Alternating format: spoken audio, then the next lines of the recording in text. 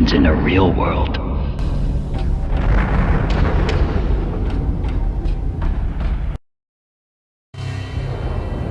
I woke up in a bad dream. My head felt 2 sizes too small for my brain. Max Payne. I envy your name. And the killer was smiling. Pleased to meet you. I'm Frankie the Bat Niagara. Niagara, as in you cry a lot? He had a baseball bat and I was tied to a chair. Pissing him off was the smart thing to do.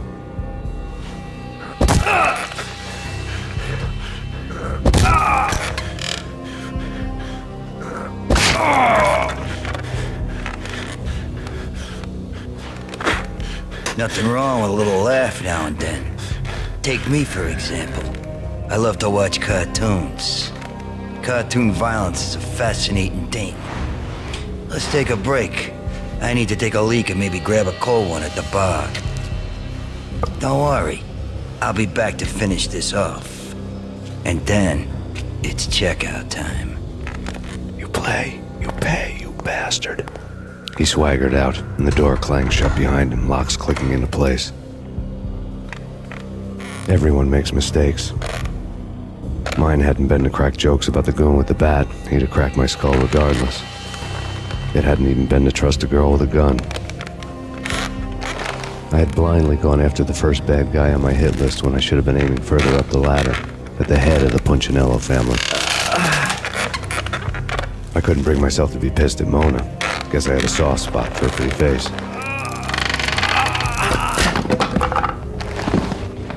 But when somebody decides to play baseball with your head, you tend to get sore. They had dragged me back to the basement of Lupino's hotel. I was beaten, bruised, and blue. I felt like the chair I had broken to get free.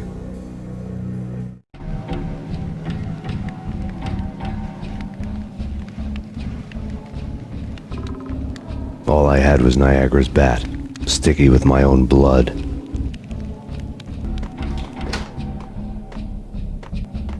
It's Frank. Hey! Hold it.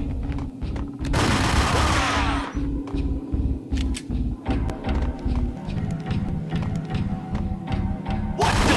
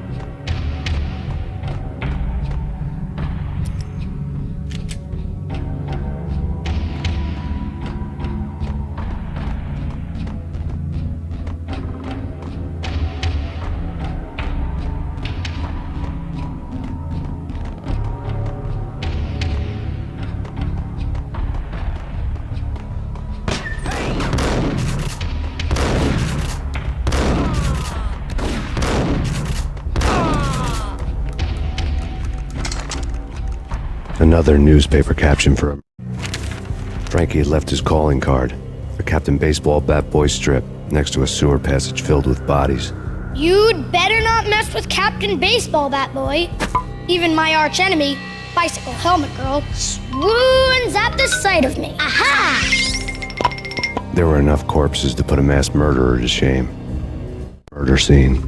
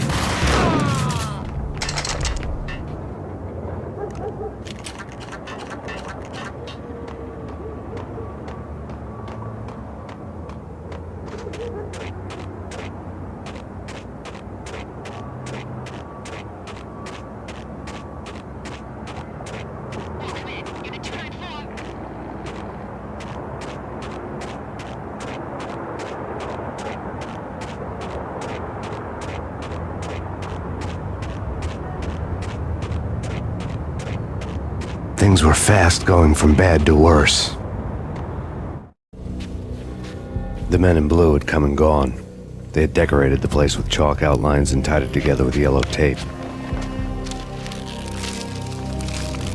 The cops who had stayed behind were dead. Frankie, his boys, and I had the place all for ourselves.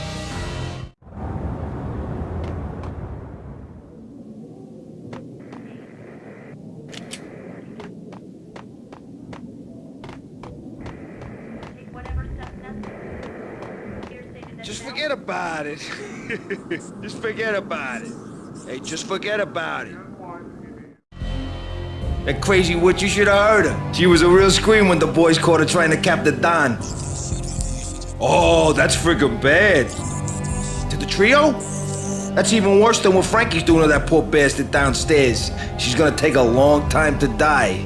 The mobster muscle on the phone was talking about Mona. Punchinello's trio were nothing but bad news.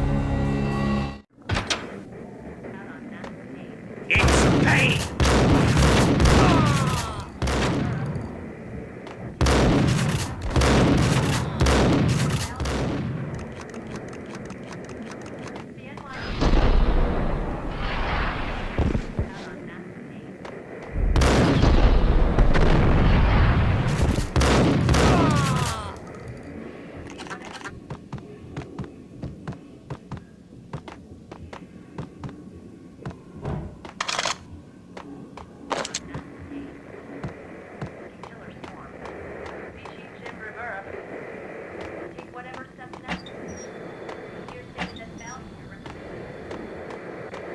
More evidence that Punchinello. The fact remains that all the victims so far identified in the Ragnarok shooting have been known criminals, many of whom had large doses of V in their blood. Reliable sources say that Max Payne was also among those killed, although no body has been recovered at this time. Reliable sources. That meant somebody thought the Mafia had me, didn't want the cops snooping around anymore. The body would be delivered to them barely recognizable. Case closed. Don Punchinello had the power to be that reliable source, which was no news. But his news was old news. Framing me hadn't been enough. Don Punchinello had put a hit on me. He wanted me dead, and it had been important enough for him to give written instructions to Frankie about it. Max Payne should die like a dog for the trouble he's caused.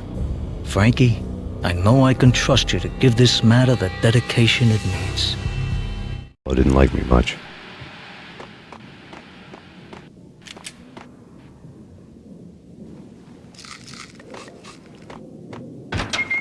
Hold it!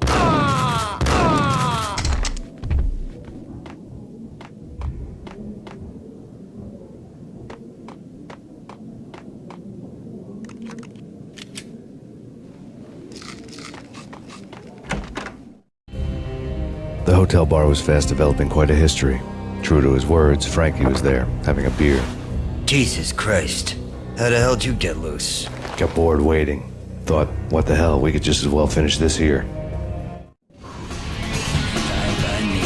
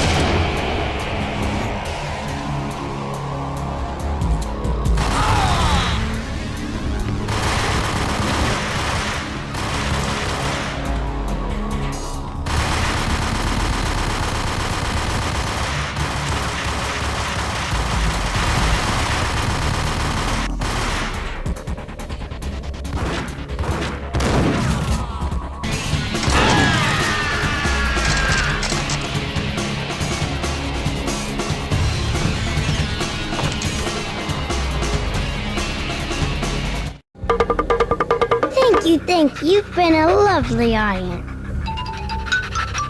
Had enough? I don't play with girls anyway. Unfair! I spotted the tail as soon as I left the hotel. A big black Mercedes. I'd seen the car before. That time it had heralded impressive explosions. Vladimir was back. Bang. You're dead, Max Payne. I might have laughed if I remembered how. What's this supposed to be? Cops and robbers? Look, you want something with me? Get in line. Peace, man. Relax. You know you are a real news item. Armed and dangerous. I am going to make you an offer you can't refuse. I've always wanted to say that. It's a bum rap. I've been framed. That's a moot point. Whatever you did or did not do, I'm sure you had good reason for doing it. Want to hear me out? I'm listening.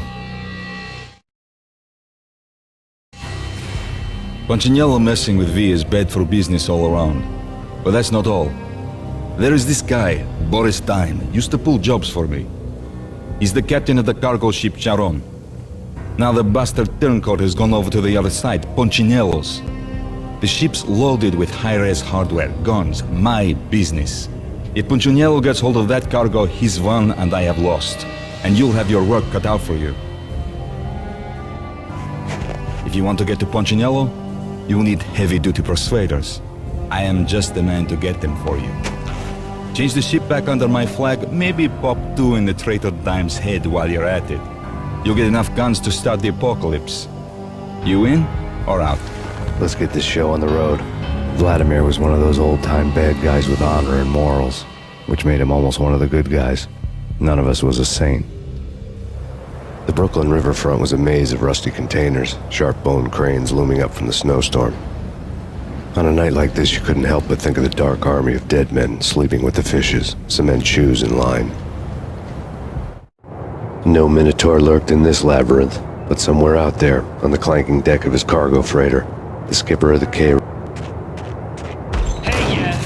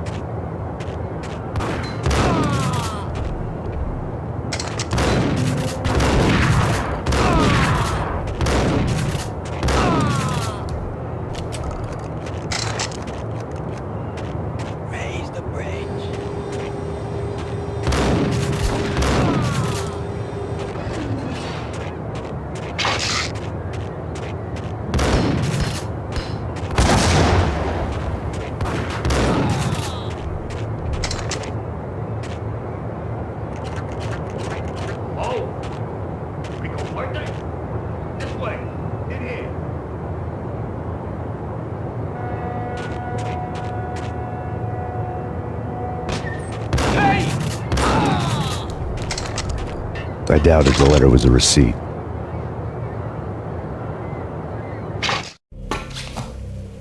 Rico Muerte had come to town to do more than just sort out family troubles. Exhibits number 1, 2, and 3. A briefcase of money, a sniper rifle, and an envelope with one word neatly printed on a folded piece of expensive paper. Mayor. It didn't sound like a mafia contract at all. It was too cold and too to the point.